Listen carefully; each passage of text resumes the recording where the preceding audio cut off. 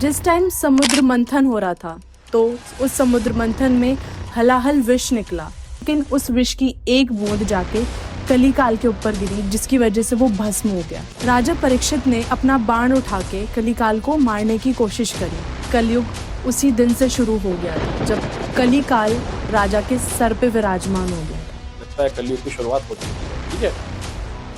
तो हनुमान जी कहते हैं कि नहीं, मैं ऐसा नहीं करूँगा। तो फिर उन्होंने अपना शंख निकाल के बजाया। जब शंख बजाया तो कलयुग ने अपने कान में निकल दिए। जैसे कि कलयुग कहाँ है? ब्रेन में कलयुग है। ब्रेन में थॉट्स आया तो क्राइम हुआ, ब्रेन में थॉट्स आया तो गलत हुआ, और ब्रेन में थॉट आया तो अच्छा हुआ। तो बस यही दो तरह के लोग हैं, अच्छे और बुरे। अच्छों को आप सुर बोलो और बुरों को बोलो असुर। तो यहाँ पे सुर की लड़ाई है असुर से। लोगों की हाइट इतनी छोटी हो जाएगी कि बैंगन का जो पेड़ होता है, बैंगन का पेड़ काफी छोटा होता है, उस पर सीढ़ी लगा के चढ़ के बैंगन तोड़ने पड़ेंगे। कलयुग एक ऐसा टॉपिक है जिसके बारे में आज के टाइम में सब लोग जानना चाहते हैं। क्या किसी ने ये जानने की कोशिश करी है कि कलयुग की शुरुआत कैसे हुई थी? तो चलिए आपको मैं बताती हूँ कि कलयुग की शुरुआत कैसे हुई थी। जिस टाइम समुद्र मंथन हो रहा था तो उस समुद्र मंथन में हलाहल विष निकला, जो सभी देवताओं ने भगवान शिव के पास जाके बोला कि ये विष निकला है, हम इसका क्या करें।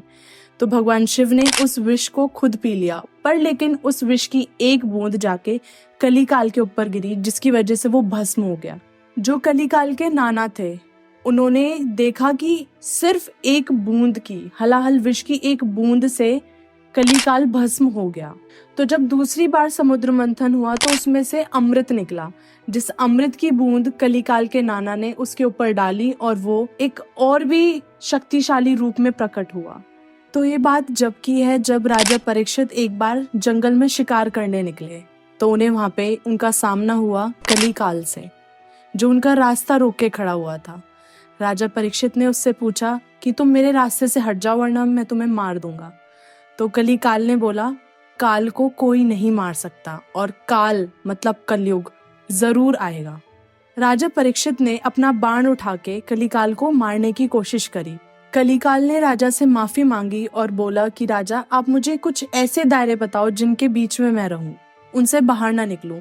तो राजा ने कलिकाल को बोला कि तुम ऐसी जगह पे विराजमान होगे, ऐसी जगह पे रहोगे जहाँ पे लोग मदिरा पान करते होंगे, जुआ खेलते होंगे, जहाँ पे नर नारी एक साथ रहेंगे, तुम ऐसी जगह मिलोगे। तो कलिकाल ने बोला कि मुझे एक चौथी चीज और बताओ जहाँ पे मैं विराजमान हो सकूं। तो राजा परीक्षित ने बोला कि तुम सोने मतलब गोल्ड के ऊपर विराजमान होगे। तो तभी कलिकाल ने देखा कि राजा परीक्षित ने सोने का मुकुट पहन रखा है और कलिकाल तभी राजा के मुकुट पे विराजमान हो गया। जब राजा जंगल में शिकार करते करते थक गया तो उसे प्यास लगी। उसने देखा कि एक कुटिया है, एक ऋषि मुनि की कुटिया है। वो वहां पे जाके ऋषि से बोलने लगा कि मुझे पानी दे दो। तो जो ऋषि थे, ऋषि शामी, वो ध्यान में बैठे हुए थे। तो राजा ने उनसे कई बार बोला कि मुझे प्यास लगी है, मुझे पानी दे दो। जो ऋषि थे वो ध्यान से ना भटक के वो अपने ध्यान में लीन रहे। तो जो राजा था, जब उनके सर पे कलिकाल बैठा हुआ था तो उसने राजा के दिमाग में एक ऐसी बात डाली कि तुम अभी इस ऋषि का वध कर दो। तो राजा ने अपना बाण उठाया और तीर कसा। तभी राजा ने सोचा कि नहीं, ये धर्म के खिलाफ है, मुझे ऐसा नहीं करना चाहिए। तो जो राजा परीक्षित थे उन्होंने देखा कि वहां पे एक मरा हुआ सांप पड़ा था। उन्होंने वो सांप उठा के ऋषि के गले में डाल दिया, जो कि वो ध्यान में बैठे हुए थे। ये बात जब आसपास के ऋषि मुनियों ने देखी तो वो ऋषि शामी के बेटे के पास गए और उससे बोला कि ऐसे ऐसे एक राजा आया था और उसने तुम्हारे पिताजी के गले में सांप डाल दिया, और वो ध्यान में थे। तो ऋषि के बेटे श्रृंगी ने क्या करा कि वहां पे जल था, जल अपनी आचमन में लिया और एक श्राप दिया कि आज से 7वें दिन उस राजा की मृत्यु एक जहरीले सांप के काटने से हो जाएगी। जब श्रृंगी अपने पिताजी के पास कुटिया में जाता है तो वो वहां जाके बोलता है कि मुझे पता है किसी राजा ने आपके साथ ये हरकत करी है, आप ध्यान में थे, उन्होंने आपके गले में सांप डाल दिया, तो मैंने उसे श्राप दे दिया। तो जब ये बात ऋषि मुनि को पता चली तो वो चकित हो गए। वो सोचने लगे कि ऐसा क्यों करा तुमने बहुत बड़ी भूल करी है ये करके, क्योंकि जो वो राजा है वो बहुत ही धर्म के रास्ते पे चलने वाला, अपनी प्रजा को अपनी संतान की तरह रखता है। तुमने ऐसा क्यों करा, तुमने बहुत बड़ी भूल करी है। तो जो वो ऋषि का बेटा होता है वो बोलता है कि अब मैं क्या करूं, अब तो मैंने श्राप दे दिया।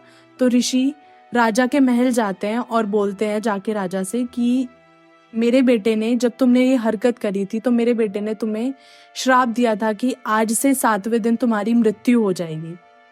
तो जब ये बात राजा और उसकी रानी को पता चली तो वो बहुत ज़्यादा चकित हो गए कि ऐसा कैसे, मतलब मैं 7 दिन का मेहमान हूँ, सिर्फ मैं 7 दिन ही जी पाऊंगा, मेरी प्रजा को कौन संभालेगा। तो राजा पूछते हैं कि इसका कोई उपाय नहीं है, मैं इस श्राप से कैसे बचूं। ऋषि ने बोला कि तुम 7 दिन तक अपनी मृत्यु से पहले भगवत गीता का पाठ करो, कीर्तन करो, भगवान कृष्ण की लीलाओं को जानो।